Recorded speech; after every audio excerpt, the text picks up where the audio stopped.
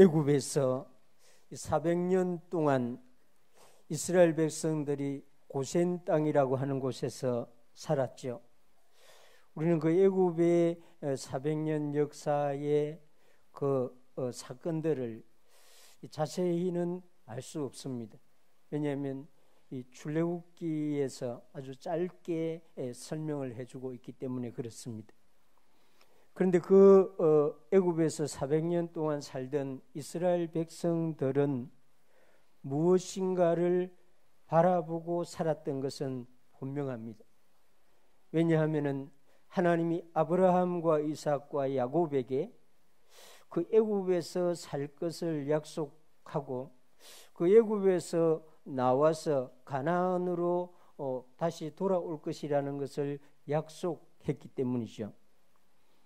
하나님은 이삭이 태어나기도 전에 아브라함에게 그 약속을 했고, 이 아브라함은 그 약속을 또 이삭에게, 야곱에게, 야곱은 그 아들들에게 그 약속을 전달했습니다. 그래서 요셉이 죽는 시간에 유언을 자기 뼈를 잘 이렇게 관리했다가 이스라엘이 일어날 때에 자기를 애굽에 두지 말고 하나님이 인도하는 그 땅으로 가져가 달라는 유언을 하죠. 이스라엘 백성들은 그 400년 동안 애굽에 살면서 이 약속을 가지고 살았던 백성이었습니다.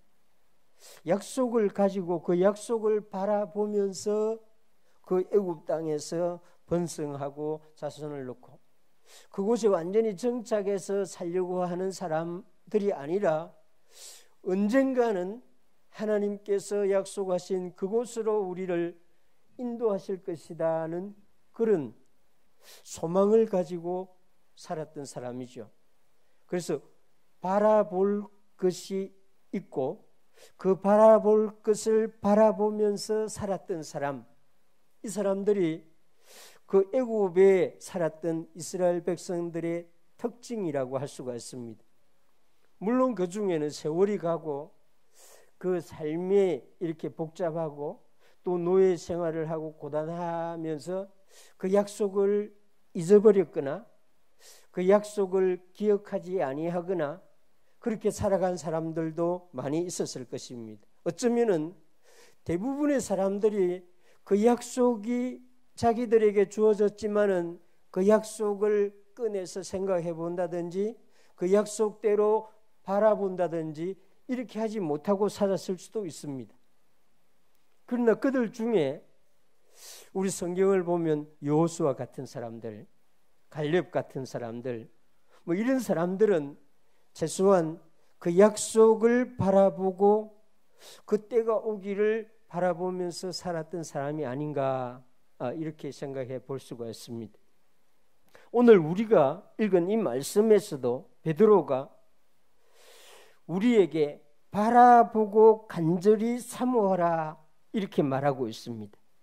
우리도 그 애굽에 살았던 이스라엘 백성들처럼 바라보아야 될 것이 있고 간절히 사모해야 할 것이 있다는 것을 베드로가, 예수님의 제자 베드로가 우리에게 알려주고 있는 것이 이 본문의 말씀입니다.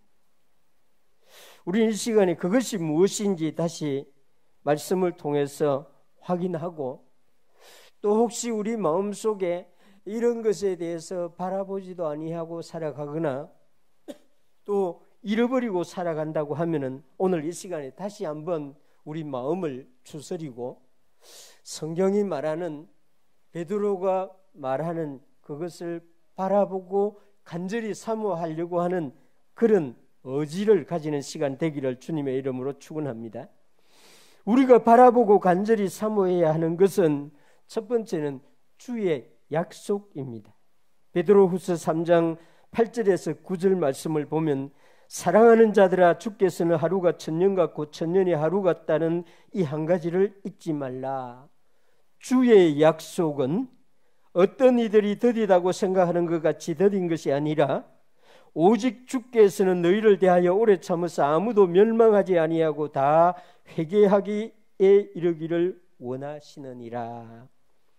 베드로는 지금 주의 약속을 바라보고 간절히 사모할 것을 말하고 있습니다. 하나님은 창조주로서 보이는 것과 보이지 아니하는 모든 것을 만드셨는데 특별히 사람들과는 약속이라고 하는 것을 가지고 창조주와 피조물의 관계를 가지는 그런 분입니다. 모르겠습니다만 성경에는 하나님이 새와 물고기와 이 하나님이 어떤 특별한 약속을 했다 이런 것은 없습니다. 산에 어떤 특별한 나무들과 하나님이 약속을 언약을 맺었다 이런 말씀은 성경에 없습니다. 그러나 사람과는 하나님이 약속을 했습니다. 아담과 하와와 약속을 했고 또 노아와 그 가족들과 약속을 했고 아브라함과 이삭과 야곱에게 그 하나님과 약속을 했고 모세와 이스라엘 백성들 사이에 또 언약을 맺었습니다. 요수아와 그 가나안 땅에 들어간 백성들과도 하나님이 약속을 맺었습니다. 하나님은 그 시대마다 그 시대의 자기 백성들과 약속을 맺으시는 그 약속을 통해서 관계를 가지시는 분인데 우리와도 약속을 맺었습니다. 새 언약입니다. 십자가를 통해서 주신 새 약속을 우리가 받고 있는 것이죠. 하나님의 사람들은 이 약속, 하나님이 주신 약속을 가지고 살아가는 특별한 사람들입니다. 그 약속이 이루어질 것을 바라고 간절히 사모하면서 살아가는 사람들이 하나님의 사람들의 특징입니다. 베드로가 말하고 있는 이 주의 약속, 이것은 예수 그리스도를 통해서 주신 약속이고 아직 이루어지지 않았지만은 이루어지고 있는 약속이고 또 이루어질 약속입니다. 그래서 이 주의 약속은 두 가지 성격이 있는데 하나는 하나님의 나라를 회복시킨다는 그런 약속입니다. 예수님의 제자들이 이것을 알게 되죠. 그런데 예수님의 제자들은 이것을 유대 민족주의로 해석을 합니다.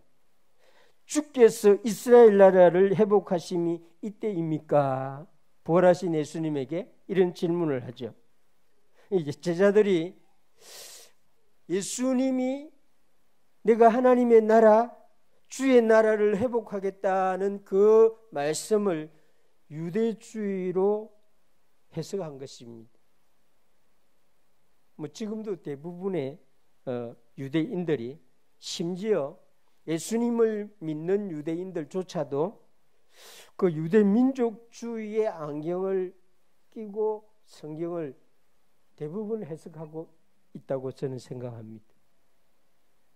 벗어날 수가 없는 하나님의 나라는, 예수님이 말하는 그 하나님의 나라는 전도를 통해서, 선교를 통해서 구원 얻는 사람들이 모여서 교회를 이루어가는, 그것이 주님이 약속하신 것이고 이 일이 이루어지고 있는 것이죠. 그런데 베드로가 말하고 있는 이 주님의 약속은 사실은 예수님이 다시 오신다는 그걸 말하고 있습니다. 이 사도행전 1장 11절에 갈릴리 사람들아 어찌하여 서서 하늘을 쳐다보느냐? 너희 가운데서 하늘로 올려주신 이 예수는 하늘로 가심을 본 그대로 오시리라 하였느니라. 예수님이 부활하시고 40일 만에 성천하던 날에 천사들이 성천하시는 예수님을 바라보고 있는 그 수많은 사람들에게 본 그대로 다시 오신다고 했습니다. 예수님이 구름을 타고 성천을 하신 것처럼 설명을 하고 있습니다.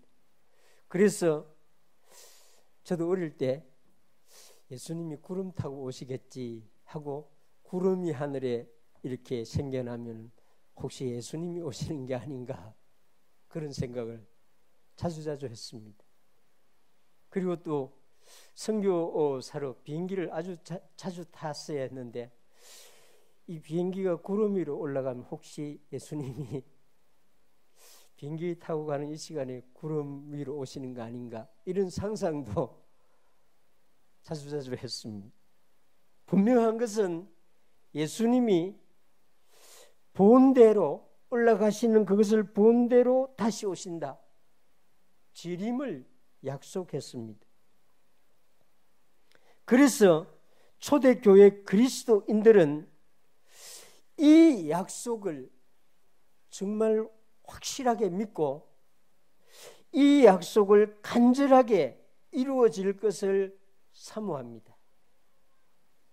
특별히 사도 요한이 밤모섬에서 계시록의 말씀을 기록해서 교회에 보내죠. 그 말씀에는 보라 내가 속히 오리라 하는 말씀을 반복을 합니다. 내가 진실로 속히 오리라 이렇게 말씀해서 이 속히라고 하는 이 말은 시간과 연결되어 있는 단어라서 이 초대교회 그리스도인들은 자신들이 살았을 때에 예수님이 오실 것이라고 확실히 믿었습니다. 간절했죠. 그들은 예수님이 뭐 언제 오실 것이다는 막연하게 오실 것이다 하고 말해 주었으면 좀 느긋하게 기다렸을 텐데 이 사도 요한을 통해서 속히 올 것이다. 진실로 속히 올 것이다. 이렇게 기록된 계시를 이 교회마다 보내주니까 초대교회 그리스도인들은 사실 신앙이 여기에 포커스가 맞춰졌습니다. 예수님이 우리를 구원하시러 예수님이 우리를 천국으로 데려가시러 속히 오실 것이다. 이걸 모일 때마다 반복했습니다. 재림에 대한 소원은 지금 우리하고는 초대교회 그리스도인들하고는 완전히 다릅니다. 그런데 예수님이 오지를 않았어요. 5년이 가고 10년이 가고 이 예수님의 제자들이 한 명씩 순교를 당하고 없어지고 이래도 예수님이 오시지를 않았습니다. 약속을 간절히 기다리고 그것을 바라보고 살아가는데도 그 약속은 이루어지지 않자 이 교회 안에 이 약속에 대해서 의심하는 사람들이 한 사람씩 생겨나기 시작했습니다. 고단한 삶을 살아가고 있었던 그리스도인들은 더욱더 이제 예수님이 오지 않나 보다. 속히 오신다고 했는데 왜 오시지 않지? 주의 약속이 너무 더딘 것 아닌가? 주의 약속이 진실로 이루어지는 것인가? 밤모섬에서 보내온 이 요한 제자 우리 선생님의 말씀은 잘못 들은 거 아닌가? 이런 의심이 교회 안에 생겨나기 시작했습니다. 이 의심이라고 하는 것은 정말 신비롭습니다.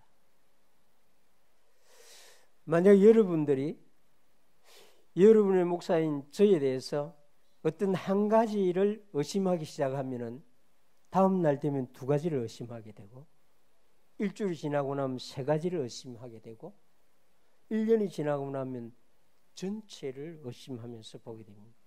이 의심의 나무는 정말 빠르게 성장합니다. 그래서 의심이 생기면은 그 잘라버리는 작업을 속히 해야 되고 뿌리를 뽑아버리는 일을 빨리 해야 됩니다. 방치하면은 의심에 의심이 쌓여서 만약 아내가 남편을 하나라도 의심하면은 그 다음날 바로 두 가지를 의심하게 됩니다. 남편이 아내에 대해서 의심하게 되면은 한 일주일 되게 되면은 신뢰가 완전히 깨어져 버립니다. 그래서 이 의심은 정말 무서운 것입니다. 만약 여러분들 안에 의심이 생기면 이걸 빨리 여러분들이 제거해야 됩니다. 이 성령님이, 하나님이 이 우리 안에 생겨난 의심을 제거해 주지 않습니다. 우리가 스스로 해야 되는 믿음으로, 믿음의 칼을 가지고, 믿음의 이 도구를 가지고 의심을 잘라내야 됩니다. 교회 안에, 초대교회 안에 이런 의심이, 예수 그리스도의 약속 재림에 대한 의심이 생겨나자 베드로가 칼을 든 것입니다. 성령의 검을 든 것입니다. 그래서 이 베드로가 알고 있는 교회, 이 소아시아 여러 교회에 일제히 이 말씀을 보내는데, 주의 약속은 어떤 이들이 더디다고 생각하는 것 같이 더딘 것이 아니다. 주님께서 그 약속을 지연시키고 재림이 늦어지고 있는 것은 너희를 참아주고 있는 것이다. 하나님의 백성들이 다 회개하고 돌아올 때까지 연장을 하고 있는 것이다. 그리고 재림에 대한 약속에 대해서는 의심하지 말라고 이렇게 말하고 있는 것입니다. 하나님의 시간은 하루가 1000년 같고 1000년이 하루 같다는 것입니다. 우리는 정말 기다리는데 익숙하지가 않습니다. 유럽 사람들은 좀 기다리는데 이렇게 이게 타고났는지 하여튼 잘 기다려요.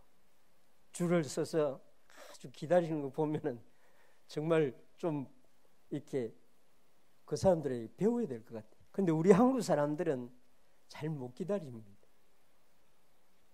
저희 가족들이 정말 거의 이렇게 15년 정도 됐는가 그 차이에 이렇게 가족들이 차로 여행을 해서 모스크바에서 이 파리에 간 적이 있습니다.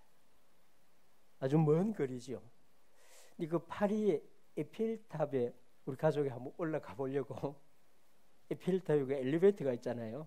다 보신 분이 있는지 모르겠습니다만 그 위에서 파리를 한번 구경하려고 생각을 하고 갔는데 줄이 너무 긴 거예요. 줄 기다렸다가는 하루가 다 가겠다는 생각이 들어서 포기해버렸어요. 우리 한국 사람들은 그 줄을 안 서 있는 것 같아요. 기다리지를 못하니까. 그래가지고 다른 쪽으로 그 몽마르트의 언덕에 올라갔습니다. 파리를 보려고. 거기는 기다릴 필요가 없으니까. 참 우리는 기다리는 훈련이 잘 안 돼 있는 것 같아요. 아마 초대교회 그리스도인들도 이 약속에 대한 간절함, 사모함, 이것이 그 안에 마음에 넘치면은 조급해지는 그런 경향을 나타냈던 것 같습니다. 그 조급함이 오히려 의심으로 변해서 교회 안에 한두 사람이 예수님 안 온다, 뭐 오겠냐 이러니까 그 의심이 영향을 미쳐가지고 이 교회 저 교회 그 약속은 아니다, 그 약속은 우리에게 주신 것이 아니다, 이런 식으로 퍼져가자 베드로가 주의 약속은 드린 것이 아니다, 반드시 이루어진다고 하면서 그 주님의 재림을 사모하고 그 주님의 재림을 바라보고 살 것을 선포해 주시는 것입니다. 참 우리 시대에는 정말 이 예수님의 재림을 기다리는 사람이 얼마나 있을지 설문조사를 해볼 수도 없고 그렇습니다. 그러나 성경은 분명하게 말합니다. 우리가 바라보아야 될 것이 예수님의 재림, 다시 오시는 것이고 그 약속이 이루어질 것을 간절하게 사모하라.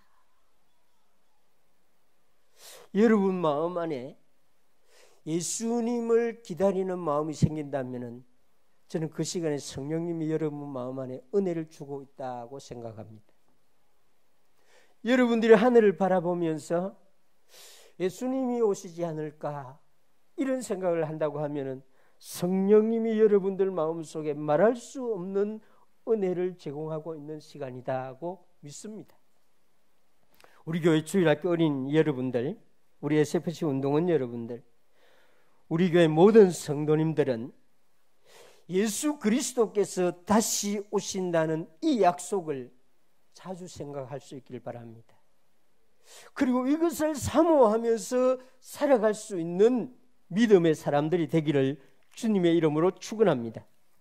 이 두 번째, 이 베드로가 지금 우리에게 알려주고 있는 말씀 가운데에 우리가 바라고 간절히 사모해야 될 것은 10절에 주의 날이라고 말합니다. 이 베드로후서 3장 10절에 보면 그러나 주의 날이 도둑같이 오리니 그날에는 하늘이 큰 소리로 떠나가고 물질이 뜨거운 불에 풀어지고 땅과 그 중에 있는 모든 일이 드러나리로다. 이 주의 날, 이것을 바라보라 하는데 지금 베드로는 10절에 이 주님의 날, 주님이 다시 오시는 재림과 함께 이루어지는 심판을 말하고 있습니다. 최후의 심판이죠. 사실 이 일은 모든 인류, 모든 문화 속에 살아가는 사람들 마음 속에, 영혼 속에 깊이 새겨져 있는 것입니다. 하나님을 믿지 않는 사람들, 그리스도 예수님이 구원자라는 사실을 받아들이지 않는 사람들, 이 사람들이 오히려 이 최후의 심판을 다 알고 있습니다. 그 영혼이, 그 마음이 다 알고 있습니다. 역사는 돌고 도는 것이라고 말하면서도 그 입으로는 역사는 돌고 도는 수레바퀴와 같다고 말하면서도 역사는 끝을 향하여 달려가고 있다고 이렇게 말하고 있습니다. 그 수레바퀴가 그 자리에서 도는 것이 아니라 그 수레바퀴가 마지막 시간을 향해서 달려가는 것이다. 예수 믿지 않는 사람들이 이렇게 말합니다. 핵무기를 개발하고 핵무기를 개발한 그 과학자가 자기가 만든 이 핵무기로 인해서 인류가 멸망할 수 있다는 것 때문에 너무 고민하죠. 그 영화 보았습니까? 이 산업사회 20세기에 들어와서 인류가 산업기계 문명을 발전시켜 놓고 지금 20세기 말에 와서 유럽이 먼저 이 산업사회에서 배출하는 이 공해로 인해서 오존층이 이 위에 있는 층이 파괴되어서 이 인류가 멸망할 것이다. 편리함을 사용하면서도 지금 기후위기로 인류가 멸망할 것이다. 이러고 있습니다. 저는 이렇게 우리 용지호수를 돌면서 거기 보면 시간 있잖아요. 지금 4년 정도 남았습니다. 기후 시계라 해가지고 거꾸로 돌아가는 시계를 그것도 부착해놨어요. 최근에는 AI 인공지능을 개발한 개발자들이 초인공지능이 시용화되면은 이 초인공지능이 인류를 멸망시킬 것이다. 이렇게 말하고 있는 분들이 상당히 많습니다. 앞서가는 사람들. 그 이스라엘의 그 유명한 젊은 그 이렇게 역사학자는 우리 한국에 와가지고 그걸 지금 이렇게 설파했지 않습니까? 그러나 사실 걱정할 필요는 없습니다. 인류는 핵무기로, 기후위기로, 초인공지능으로 멸망하지 않습니다. 성경은 너무 분명하게 말합니다. 예수님이 오시는 날, 인류의 최후의 심판이 될 것이다, 이런 말합니다. 저와 여러분들은 핵무기, 기후위기, 이런 것은 우리가 잘 관리를 해야 되죠. 인공지능 이런 것도 우리가 잘 사용해야 되죠.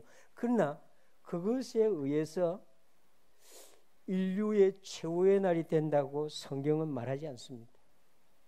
예수님이 다시 오시는 날, 그날은 주의 날이 될 것이고, 그날은 하늘이 큰 소리로 떠나가고 물질이 뜨거운 불에 풀어지고 땅과 그 중에 있는 모든 일들이 다 드러날 것이다. 요한복음 5장 28절에 보면은 29절, 이를 놀랍게 여기지 말라. 무덤 속에 있는 자가 다 그의 음성을 들을 때가 오나니 선한 일을 행한 자는 생명의 부활로, 악한 일을 행한 자는 심판의 부활로 나오리라. 이 주의 날은 살아있는 사람뿐만 아니라 이미 죽은 사람들도 다 살아난다는 것입니다. 그래서 하나님의 심판 앞에 다 서게 된다는 것입니다. 베드로는 최후의 심판은 물 심판, 홍수 심판, 노아가 받았던 그 심판이 아니라 불 심판이라고 베드로후서 3장 7절에서 말해주고 있습니다. 예수님은 알곡과 가라지 비유에서 이 가라지는 풀무불에 던져진다고 이렇게 말하고 있습니다. 예수님은 사람들에게 이 땅에 와서 이 마지막 심판의 날을 너무나 자세하게 반복적으로 설명해 주었습니다. 10처녀의 비유, 슬기로운 5처녀와 미련한 5처녀는 이 최후의 심판의 날을 말하는 것입니다. 달란트 비유, 5달란트, 2달란트, 1달란트 받은 이 비유도 최후의 날을 설명해 주는 것입니다. 양과 염소를 오른쪽 왼쪽으로 구분하는 이것도 예수님이 오신 마지막 날 심판을 말하는 것입니다. 주의 날에 예수님을 믿는 사람들은 지혜로운 처녀로, 주님이 주신 달란트를 잘 사용한 사람으로, 양으로 오른편에 서게 되고, 나머지 사람은 왼편에, 그들은 다 불못에 던져진다는 것입니다. 이 날을 베드로는 바라보라, 간절하게 사모하라고 말하고 있습니다. 주의 날이 도둑같이 올 것이다. 예수님이 말한 그대로 베드로는 설명해 주고 있습니다. 바울도 데살로니가 교회에 주의 날이 밤에 도둑같이 이럴 줄을 너희 자신이 자세히 알기 때문이라. 다 안다는 것입니다.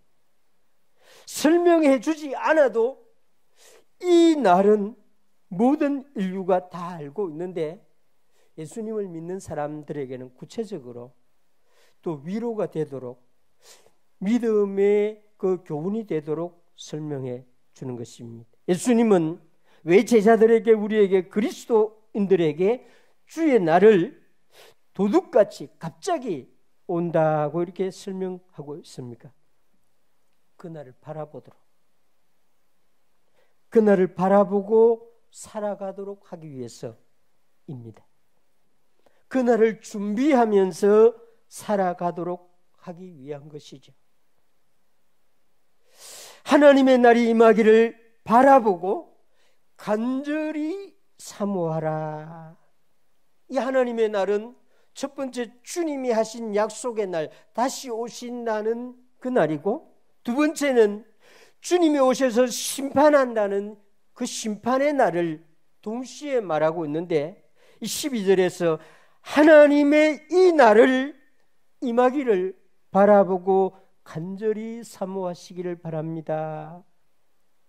이것이 베드로가 초대 교회를 향해서 주었던 계시의 말씀입니다. 주의 날이 몇 년, 몇 월, 며칠에 임한다고 막 알려주는 그런 교회들 다 이단들이죠. 적그리스도들입니다. 만약에 주님이 그런 날을 정확하게 알려주었다고 하면은 우리는 정상적인 생활을 할 수가 없습니다. 매일매일 평화롭게 살아갈 수가 없죠. 그래서 주님은 우리를 위해서 준비하고 바라보고 사모할 수 있도록 그 날, 그 시간, 그 연도를 감추어 두신 것입니다. 세상살이가 바빠도, 세상살이가 힘들어도 우리에게는 약속이 있습니다. 우리는 바라보아야 할 것이 있는 사람들입니다. 애굽에 살았던 이스라엘 백성들이 비록 노예로 살아갔지만 그들은 바라볼 곳이 있었습니다. 가나안이었죠. 우리에게도 그렇습니다. 주님이 주신 약속, 우리 주 예수 그리스도께서 다시 오신다는 이 약속을 여러분들 마음에 꼭 새기시고 살아가시길 바랍니다. 복잡한 생각, 어려운 날, 힘든 시간, 그런 시간에는 그걸 꺼내서 우리 주님 오신다 했는데 언제 오지? 하늘 한번 바라보시기 바랍니다. 위로가 될 것입니다. 세상살이가 너무 즐겁고 기뻐서 세상에 할 일이 너무 많아가지고 바라보고 간절히 사모해야 될 것에 대해서 등한히 여기는 오늘 대한민국에 살아가고 있는 수많은 그리스도인들, 정말 예수님의 심판에 대해서 별로 달가워하지 않는 그런 마음을 가지고 있는 사람들이라도 이 말씀은 마음에 새기고 바라보아야 합니다. 우리는 위대한 자리에 설 사람들입니다. 뭐 이 정도 수준에서 살 사람들이 아닙니다. 이 정도 뭐 시원하고 편리하고 이런 공간에서 살아갈 사람이 아니에요. 예수님은 우리를 위해서 그곳을 준비하고 그 준비가 끝나고 이 땅에 하나님의 백성들의 숫자가 채워지는 날 오셔서 가라지는 다 버리고 알곡만 다 불러서 그 새 하늘과 새 땅에 살도록 해주신다 했습니다. 할렐루야. 베드로후서 3장 13절 말씀, 우리는 그의 약속하신 대로 의가 있는 곳인 새 하늘과 새 땅을 바라보도다. 할렐루야. 우리는 이곳을 바라보고 살아가야 합니다. 이 날을 고대하며 살아가야 합니다.